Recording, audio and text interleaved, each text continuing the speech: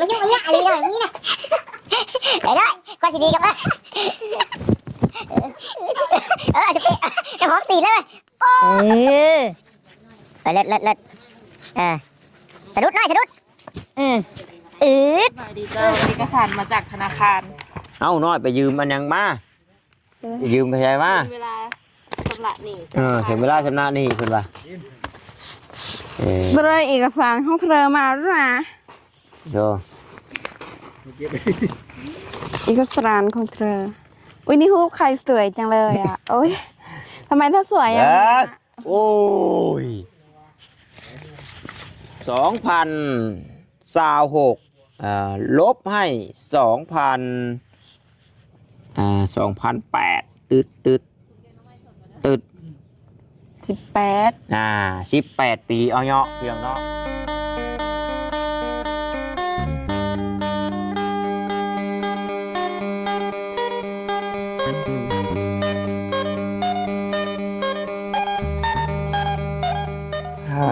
พี่น้องเนาะหลังจากได้รับของขวัญหรือว่าของฝากของต้อนจากแม่ใจดีเนาะเปิดฝากมาให้พี่น้องเอ้ยเป็นแนวท่าหน้าเป็นเสื้อผ้าหน้าแพรแล้วก็ใส่กระฟุ้งฟิ้งขึ้นวันนาทีเลยเว้ยของดีไม่มีเส้นโตเอาสติ๊กปะนี่คือผีน้อยนะเลยหนูน้อยปากแดงกันอย่าพอทางดังด้วยอุ้ยสวยแล้วสำนีกับมันทำอะไรเลิศเลยเฮ็ดไปยั่วเบานิ้วเนี่ยออกล่าสมมติเลยสมมติเลยเดี๋ยวยั่วเอ้ยผู้ซ้อนให้น้องเพื่อนเป็นไว้ทันทีเลยเนาะเฮ็ดย่อกันสิเด้อสมมติอุ้ยเริ่มไหมมันมันสะดุดแหละเด้เริ่มไหมมันสะดุดแหละผมแหละว่าผมเห็ดเป็นทางให้พวกเขาแมงมารีนี่ได้วันนี้กันเป็นคมไม่พอแบบยั่ว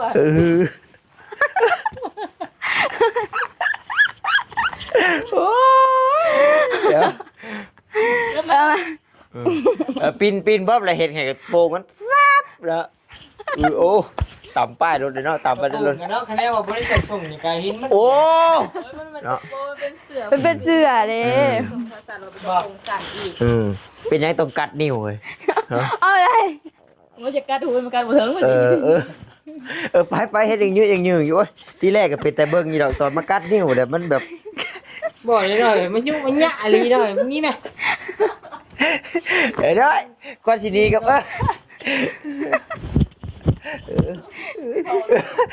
สเปรย์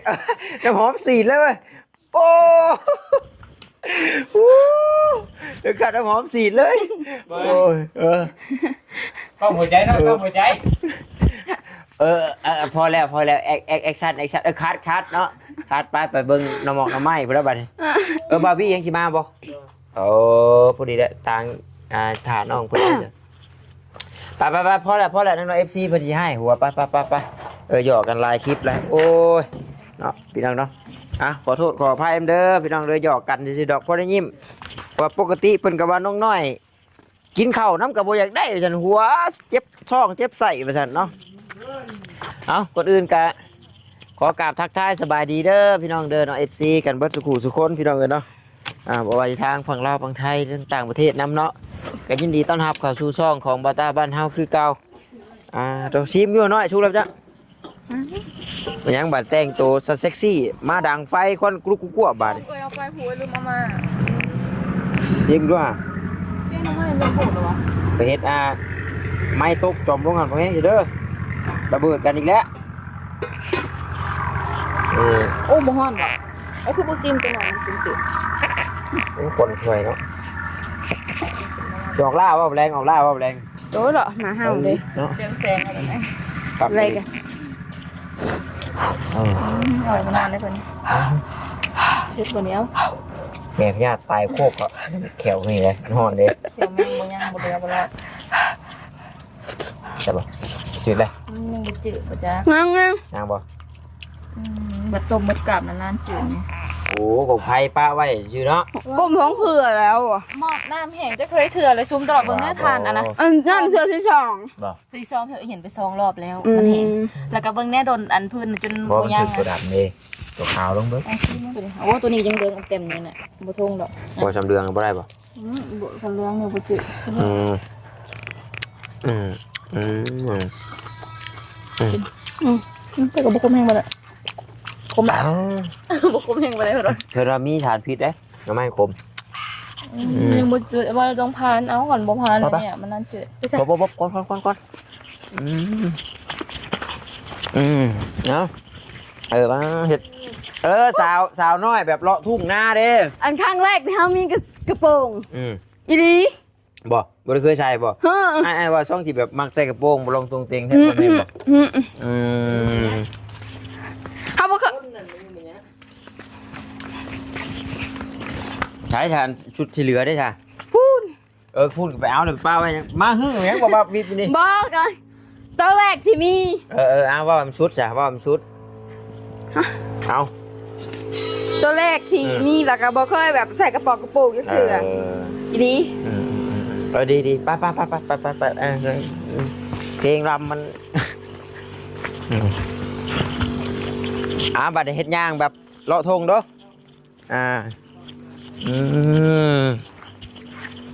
พอได้แล้ว ไปไกลๆเล่นไปมาเลิศสะดุดน้อยสะดุด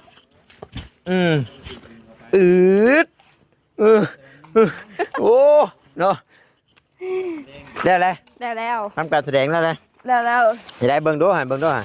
ลองดูเถอะตัวนี้แก้ออกตัวนี้ ใช้ต้น จะเป็นยืนอยู่หันนี่เราไม่ใช่รู้ บรู้ เนาะดูบ่รู้บ่ได้มีส่งนำบ่ บอก ตัวลายดอกได้ฮะ บอก บ่ได้มีบ่ บ่มีนี่งินแม่เพิ่นว่าอยู่ลูกอยากได้ชุด อันนี้บ่ ก็ได้คือสิคนเดียวกันนั่นแหละ จังดาเด้อ้ายก็บ่จัก เธอถามเฮาอยู่ว่าอยากได้บ่ ดีเป๊ะเลย มันต้องแกะกระติ่ง ครับพอดีเป๊ะ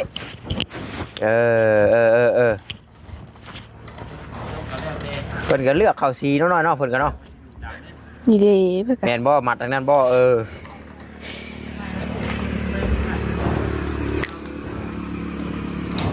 บ่เคยมีได้เสียไป บ่เคยมีบ่มีเบิ่งตอนไปวัดนั่นน่ะลายดำเนาะลายดำพอดีเลยตัวนั้นดิค่ะ ตัวใด ตัวสงกรานต์บ่ตัวนั้น สงกรานต์ ไม่ไปยั่วอีกแล้วบ่น่ะเอาเสียยานะไม่เอาล่ะบ่แล้วได้สงกรานต์มาดิต้องร้องให้เบิดได้สงกรานต์ มีกระดูกมัน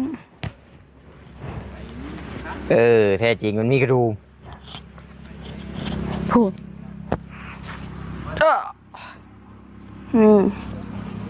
3 ตัวบ่4 ตัวบ่จ้ะ 5ทั้งตัวนี้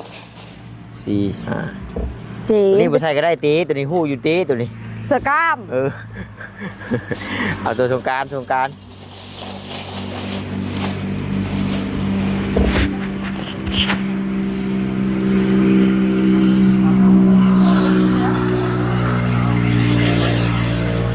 ยืนก็ยืนมากปากท่อตะเดตัวลูกหันบ่แห้งเลย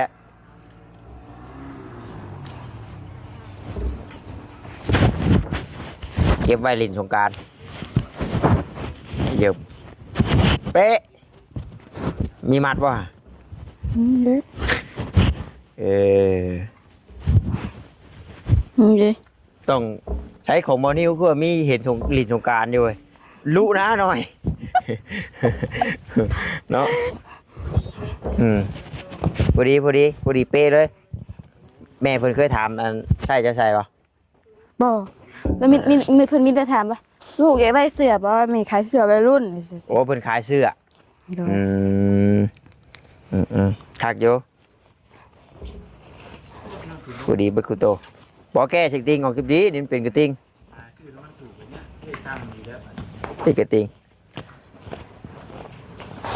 อย่างน้อยพอดีแล้วนุ่งตัวนี้แม่บาร์บี้มาโอ้ยบ่จือเลย เดี๋ยวพอดี พอดี คักพอดีคุโตเป๊ะ พอดี ลกหญ้าเด้อบัดนี้เด้อลกหญ้าบัดนี้นี่ลกหญ้าแถวนี้เนาะเก็บไว้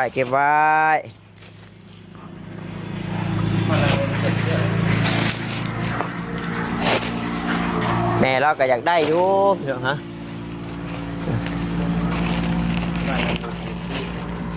เดี๋ยวว่าจ้ะเนาะเบิ้งสิพามาเบิ้งใกล้ๆจะว่าเขาเจ้าบ่มีหญ้านะนี่คือว่าแล้วพี่น้องเนาะชื่อมากอะต้องได้จ้างคนซีดอีกได้ถ้าเฮาบ่กล้าซีดกะบางซีดเจ้ามีบ่แต่บางซีดก็บ่มีแม่นเบิดพี่น้องเอ้ยหญ้าเบิดแดงๆนี่นะหญ้านี่นะลงอยู่หน่อยหญ้านี่นะซีดก็อยากสลบอยู่แต่ว่าถ้าหญ้าตัวใบกว้างเนาะเพิ่นเอิ้นหญ้าใบกว้าง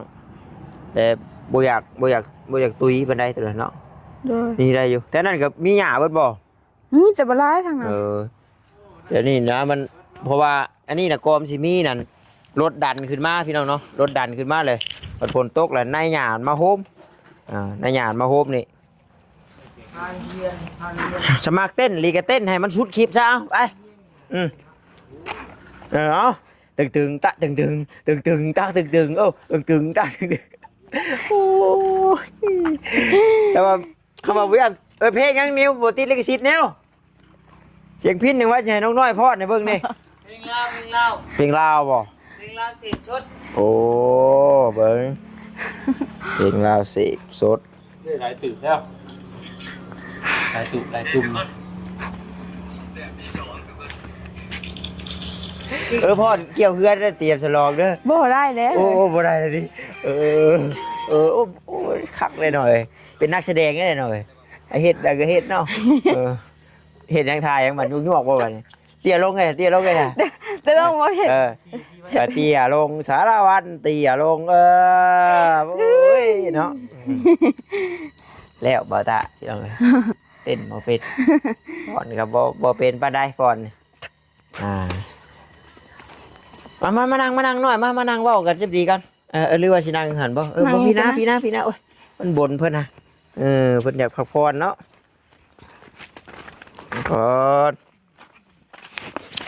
ถามก่อนแต่ข้าวเขางามโรงเรียนกับพรอยู่บ่พรฉันพรจังว่าแบบแต่ว่าแต่โดนแล้วบ่จื้อร้องเพลงได้บ่บ่เคยจำพวกพรพวกเต้นนี่เคยเนาะเพราะว่าเขาเฮียนเพิ่นก็สิมีศิลปะดนตรีใช่นะเนาะเฮียนศิลปะดนตรีหรือว่าเฮียนพรนี่นะนี่แหละหรือว่าเป็นงานบุญงานหยังเพิ่นก็สิซ่อมพรซ่อมหยังอะไรก็ให้น้องๆนักเรียนไปพรประมาณนี้นะแม่ๆจะว่าเจ้าเฮียนห้องบ่ได้ก็ป .4 พี่น้องเนาะยังเฮียนอยู่ในบ้านเจ้าของอยู่เนาะแต่ว่าออกหลักๆที่ออกเฮียนลีนี่ออกย้อนเหตุผลหยังมันไกลบ่มีโมอย่างก็เฮาย่างเนาะผู้เดียวทางย่างได้เมืองย่านโอ้พี่น้องขอโทษเด้อแล้วก็เลยออกบ่มีหมู่เลยเพราะว่าเจ้านอนอยู่หน้าพุ่นติเพิ่นสิย่างเมื่อก็ 7-8 โมงแล้วบัดออกเฮียนมานี่ได้จักปีแล้วบ่น่าปีละหลายปีเลยถามเพื่อ FC ผู้ที่เพิ่นยังบ่ทันฮู้ได้พี่น้องเนาะก็อาจจะเคยมีคนถามอยู่แล้วเนาะเคยมีหลายปีแล้วคือน้องน้อยเพิ่นเป็นคนตัวน้อยตัวป้อมพี่น้องเนาะแต่ว่าแท้จริงเพิ่นก็อายุก็18แล้วได้พี่น้องเนาะสิเขานี่แหละแล้วก็มีแนวอยู่เฮ้ยอย่าเดี๋ยวไปเอาเองก็ได้เอกสารนั่นน้องน้อยยุ่มรถน่ะมาเพิ่นเนี่ย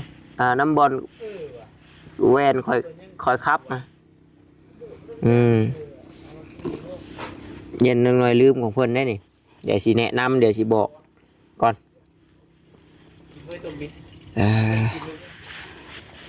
เอาพี่น้องเนาะ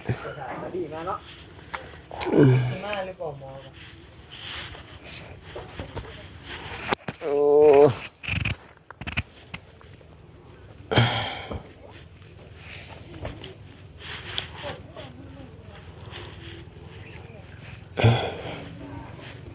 จังหวะฝนตกก็ดำให้ดำหน้าแล้วพี่น้องเนาะ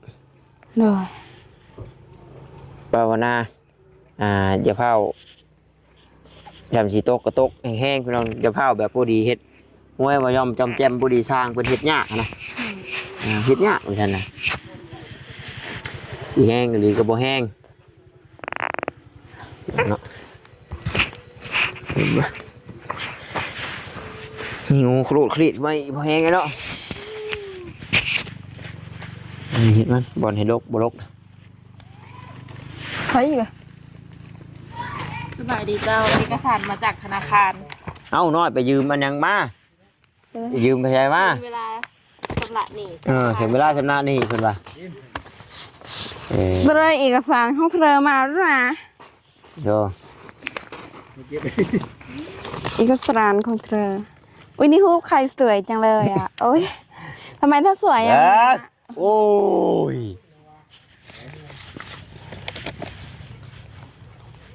อันนี้นะวันที่7เจ้าเกิดนะวันที่7 เดือน 9เด้อ2008เจ้าเกิดนะ มือวันยัง จักมือวันนี่เพิ่นบ่ได้เขียนใส่จักแต่ว่าอยู่หน้าแพกเฮ็ดหน้าเพิ่นว่าพี่น้องเนาะเดี๋ยวสิลบบวกลบคูณหารให้เบิ่ง 18เด้อ18 ปีนะน้องน้อยนี่ 18 ปี 2026ลบให้2008ตึด18 18 ปีเอาเนาะพี่น้องเนาะบัดนี้ฮอดเดือนฮอดเดือน9พี่น้องเนาะเดือน9นี่แม่นวันเกิดเพิ่นพี่น้องเนาะฮอดเดือน9นี่ก็แม่น19 ปีพี่น้องเนาะสาวน้อยวัยอายุ19 ปีตอนนี้ยังเป็นสาวน้อยอายุวัย18 ปีอยู่พี่น้องเลยแต่ว่าในสามมนุครัวเพิ่นนี่น้องอิ่วพี่น้องเนาะโอ้ย ไปเลยงามปะ อย่าบ่ตาตู่ๆนะอย่าคือตาคนจีนเนาะอย่าคือตาคนจีนเนาะเจ้าเนาะ ถ่ายตอนเช้าเลย ตอนเช้าบ่น่ะโอ้แสดงยังไม่ช่วยหน้าจัก ยัง นี่ขี้ให้อยู่จักถ้าตอนประมาณจักปีจื้อบ่ฮะ ประมาณอัน14นี่แหละแต่โดดแล้วตอนไปเฮ็ดบัตรแล้วสิไปถ่ายกัน พี่น้องเอ้ยเนาะอันนี้เด้ออันนี้จากที่เพิ่นแนะนำอ้ายมื้อเช้านี่นะ โดย สมมุติว่าขี่ไปทางอื่นทางไกลนะตำรวจลัดเนาะหรือว่านี่เพิ่นถามหาใช้อันป้ายรถเด้นู่นนี่นั่นเด้ก็แม่นบ่ทันมีเนาะรถหากลังซื้อนี่แหละมีแต่ใบซื้อขายใบนี่แหละให้เพิ่นเบิ่งยังรอป้าย โดย แต่ว่าเนี่ยอ้ายแนะนำบ่ให้เก็บใส่บ่อรถมีแต่ว่าบัดยามสิไปหันไปนี่เฮาจังเอาใส่ถุงเฮาก็ได้ โดยแต่ว่าใส่บ่อรถน่ะบัดยามรถคืออ้ายเว้าแหละมันเหี่ยมันเสียเลยถือว่าเอกสารมันอยู่นำรถเบิดเด้หวานเจี๊ยบแหละครับมันบ่ได้ยากหยังเลยสินะ โดย เพราะว่ามันมีเอกสารอย่างเรียบร้อยแล้วพี่น้องเนาะคืออันนี้เนี่ยผู้ซื้อพี่น้องซื้อผู้ซื้อนี่แม่นเท่าลีคือไอลีพี่น้องเนาะเท่าลีอันนี้คือผู้ซื้อให้แต่ว่าบัตรเพิ่นก๊อปบัตรนี่น่ะคือขึ้นชื่อจะเบิดบัตรนี่คือตามสมุนครัวเลยบัตรนี่ โดย อันนี้น่ะเอาไว้แบบยามนู่นนี่นั่นดิชื่อดอก น้ำไปไก่ ยามไปไกลนี่เด้ผู้ซื้อแล้วก็บัตรโคกอายุโอ้ไอลีเช้า 99อ่ะ โอ้เฮ้ยโอ้บอแมนราคาตัวนี้เราบริมีอยู่ราคานี่23,000 บาทเนาะแม่นเลยนี่ โดย 23,000 บาทยี่ห้อHonda แม่นบ่เอ๊ะไหนยี่ห้อ Honda นี่นะเอาไว้รถน้องน้อย Honda บ่มาเลย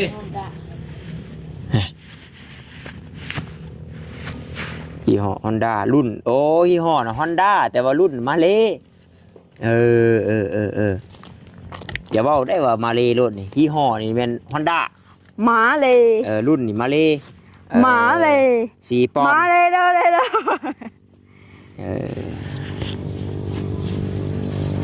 เก็บไว้ ขอบใจเด้อ เล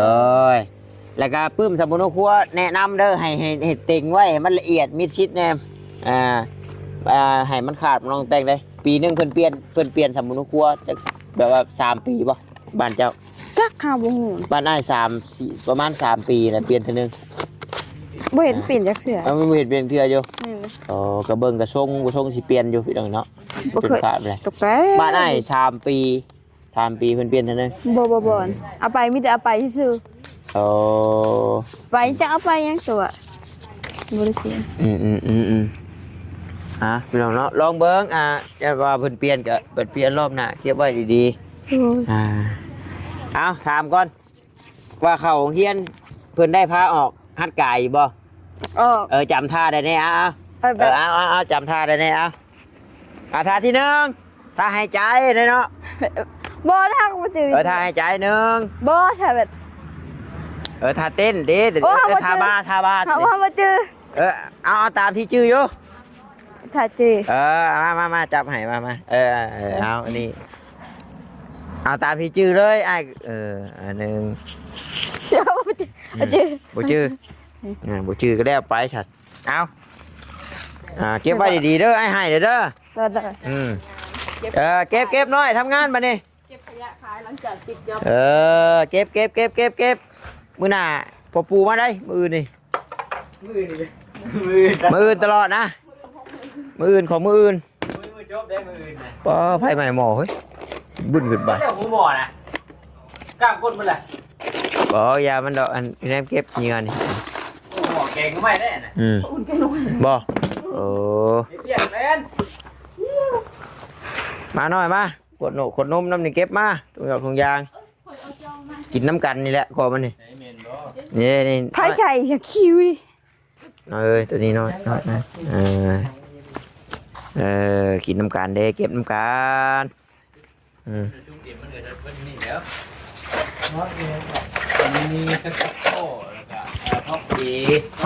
ปลาไปจุดเลย ไม่ตุ๊กหายยังบ่ในเก็บ กล้องก็จะมืดเลยพี่น้องเนาะ ถ้าอยากได้เลี้ยงชา